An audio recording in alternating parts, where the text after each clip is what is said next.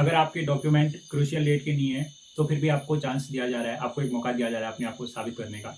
अगर आपकी varicose veins है तो उस पर आपको 90% चांस है कि रिमेडिकल मिल जाएगा, और रिमेडिकल में भी आपके 50-50 रहेंगे चांस। अगर डॉक्टर सही रहेगा तो आपको फिट भी कर सकता है, आपको अनफिट भी कर सकता है। और जो है वेरिकोस वेन्स भी जो है मेजर पॉइंट में आता है। अगर आपको कलर ब्लाइंडनेस है तो कलर ब्लाइंडनेस में भी आपके 50% चांस है कि आप फेल हो सकते हो, और 60% से ज़्यादा ही चांस है कि आप फेल हो सकते हो, क्योंकि डॉक्टर वेरिकोस वेन्स, आंखों का जो है कलर ब्लाइंडनेस और पाइल्स, नौकनी और जो है फ्लैट फुट, इन मेजर पॉइंटों में कैरी एंगल में ज़्यादा बाहर करते हैं।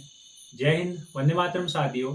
आप सभी का स्वागत है आपके अपने YouTube channel ITBP soldier UK03 में। दोस्तों, कल हम इस यूट्यूब चैनल के माध्यम से आप सभी के सामने ITBP 34वीं बटालियन हल्दूचौड़ का मेडिकल और फिजिकल का रिव्यू लाए थे, जिसको आप सभी लोगों ने काफ़ी प्यार दिया, और आज की डेट पे उस पर 1K व्यूज आ चुके हैं, और काफ़ी लोगों ने कमेंट किया। जो अदर क्वेरीज थी उसको लेके आज हम ये वीडियो लाए हैं। पहले तो आप सभी को तहे दिल से धन्यवाद, आप सभी का आभार, आपने इतने कम समय में इस चैनल को प्यार दिया, और आगे भी आप इस चैनल को सपोर्ट करते रहिए। आपको हम SSC, GD, आर्मी, रेलवे, हर चीज़ के बारे में इस चैनल के से अवगत कराते रहेंगे। SSC, GD जितने भी दिन का भी मेडिकल फिजिकल बचा है उस सब का रिव्यू आपके सामने आते रहेगा। तो दोस्तों, शुरू करते हैं आज का टॉपिक। ये फिर से आज SSC, GD जो हल्दूचौड़ में आपका मेडिकल फिजिकल हो रहा है उसके बारे में है, और ऑल इंडिया के SSC, GD एस्पिरेंट भी इस वीडियो को देख सकते हैं। आपसे यही छोटी सी विनती रहेगी कि आप इस चैनल को सब्सक्राइब कीजिए और शेयर कीजिए। तो दोस्तों, टॉपिक पे चलते हैं। दोस्तों, आज का जो ये वीडियो है कि आपका एंट्री से लेकर एग्जिट तक क्या हो रहा है, फिजिकल में क्या क्या डॉक्यूमेंट लग रहे हैं, उसके बाद मेडिकल में क्या क्या डॉक्यूमेंट लग रहे हैं, मेडिकल में क्या प्रोसेस है, कौन कौन से पॉइंट चेक हो रहे हैं, कौन कौन से पॉइंट मेजर हैं जिनमें बाहर होना निश्चित है, और जिनमें रिमेडिकल आपको मिल सकता है, और 90% चांस है कि आपको रिमेडिकल मिलेगा। उन सब पॉइंटों से कैसे बचना है, इस वीडियो में पूरी जानकारी है। आप इस वीडियो को शुरू से अंत तक जरूर देखें, और वीडियो अच्छी लगे तो शेयर करें, सब्सक्राइब करें। तो दोस्तों, शुरू करते हैं। आपका जो एंट्री टाइम लिखा गया है वो वैसे तो 5 से 5:30 के बीच में एंट्री हो जा रही है, बट लास्ट एंट्री ये है कि आपको 6:30 बजे तक भी एंट्री कराया जा रहा है। उसके बाद जो है आपको अंदर ले जाकर आपका गेट पे एंट्री के समय आधार कार्ड और एडमिट कार्ड चेक हो रहा है। उसके बाद आपका जो है थंब इम्प्रेशन ले रहे हैं कि आपका मतलब वही कैंडिडेट हो जिसने एग्जाम दिया या कोई और आया है। ये चेक होने के बाद आपको एक फॉर्म दे रहे हैं डिक्लेरेशन का, जिसमें आपको अपना नाम, आपका जो मास्टर हैंड है उस पर ये ध्यान रखना कि आपकी जब आई चेक होगी तो उस टाइम पे वही लिखा जाएगा जो आप फॉर्म भरते समय लिखोगे, कि आपका राइट हैंड मास्टर हैंड है या लेफ्ट हैंड मास्टर हैंड है। क्योंकि 6x6 पे ये चीज़ चेक की जाती है कि आपका मास्टर आई कौन सी है आपकी, जो हैंड जिस हैंड से आप काम करते हो, जिस हैंड से आप लिखते हो, वही आपकी मास्टर आई भी कहलाती है। दोस्तों, ये चीज़ गौर करके भरना।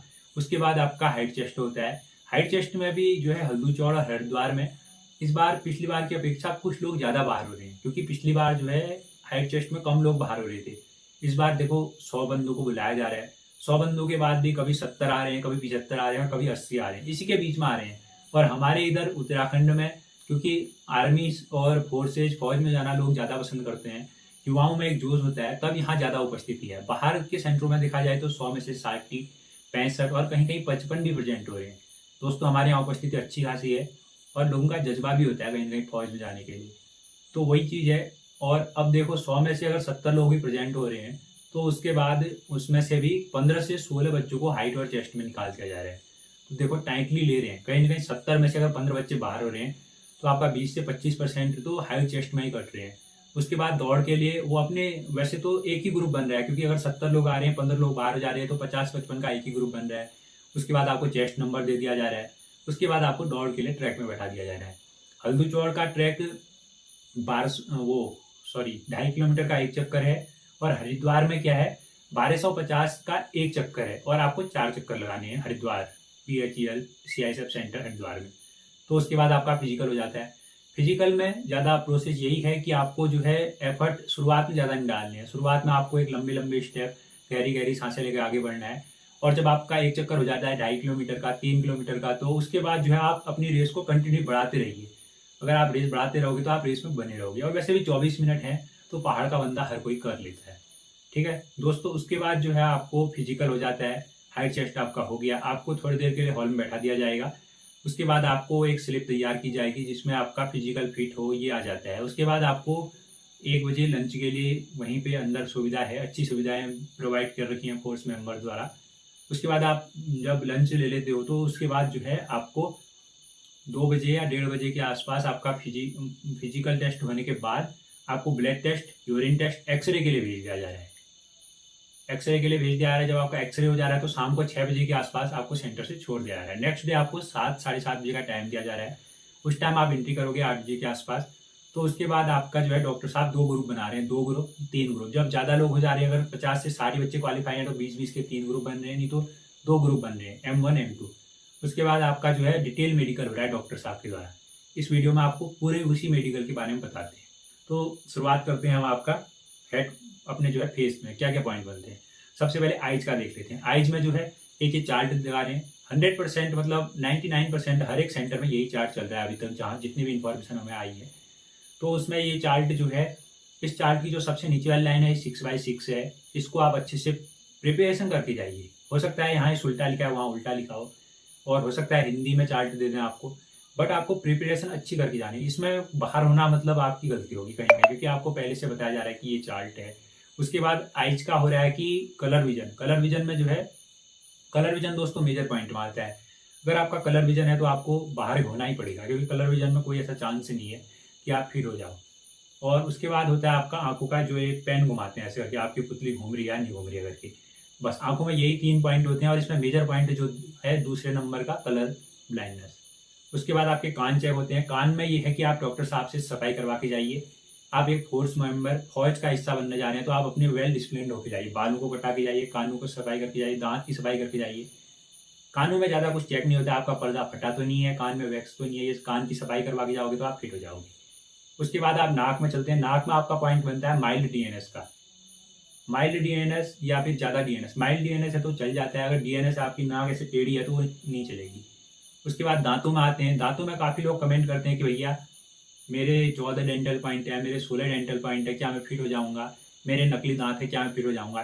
दोस्तों दांतों का सिंपल फंडा है, अगर आपके 14 डेंटल पॉइंट बन रहे हैं तो आप फिट हो जाएंगे।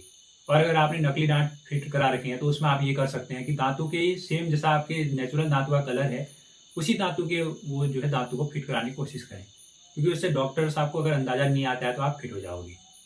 उसके बाद चलते हैं, ये इतना ही होता है दोस्तों यहाँ से यहाँ तक मेडिकल। आप अगर इतने में फिट हो तो आपका मतलब 30% मेडिकल आप फिट हो गई। उसके बाद चलते हैं नीचे, शोल्डर देखते हैं। शोल्डर एक सीध में है कि नहीं आपके शोल्डर, ये कंधे आपके एक सीध में होनी चाहिए, ये जो है आपकी चेस्ट एक सीध में होनी चाहिए। और इधर का जो है एक्सरे हो जाता है तो अंदर की आपकी सारी जो भी प्रॉब्लम है या नहीं है वो सब पता चल जाता है। उसके बाद देखते हैं फिंगर। फिंगर जो है आपकी टूटी नहीं होनी चाहिए, टेढ़ी मेढ़ी ज़्यादा नहीं होनी चाहिए, हल्की सी है तो चल जाती है। और 5 फिंगर होनी चाहिए, 6 फिंगर नहीं होनी चाहिए। उसके बाद एक पॉइंट आता है कि हाँ ये पाम में जो है आपके पसीना तो नहीं आ रहा, हथेलियों में पसीना। आपको डॉक्टर साहब कहेंगे ऐसे मुट्ठी फोल्ड कर लो, तो उस टाइम पे आपको जिसको आता है उसका एक ये है कि आप 4 से 5 दिन पहले से फिटकरी से हाथ धोइए। और उस टाइम पे एक चालाकी बरत सकते हो, जिसे आपको तेज फोल्ड नहीं करना है, आप हल्के से फोल्ड कीजिए। जिस टाइम डॉक्टर साहब देखते हैं तो आप अपना एक्सप्रेशन ऐसे कीजिए कि आपने उसको तेजी से फोल्ड किया है। तो उसके बाद ये पॉइंट बन जाता है। उसके बाद आपका देखते हैं कि कहीं कंपन तो नहीं आता, हाथ सीधे करके उल्टे करके, ये है।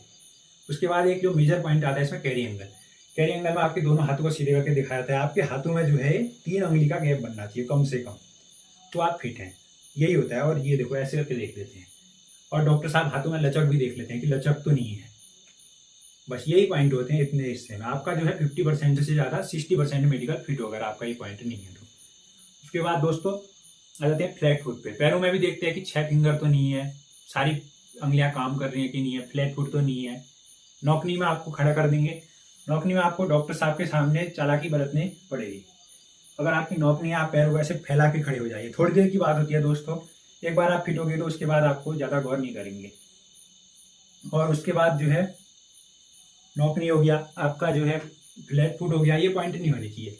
उसके बाद प्राइवेट पार्ट में है। प्राइवेट पार्ट में भी बहुत कम लोगों को पॉइंट मिलता है।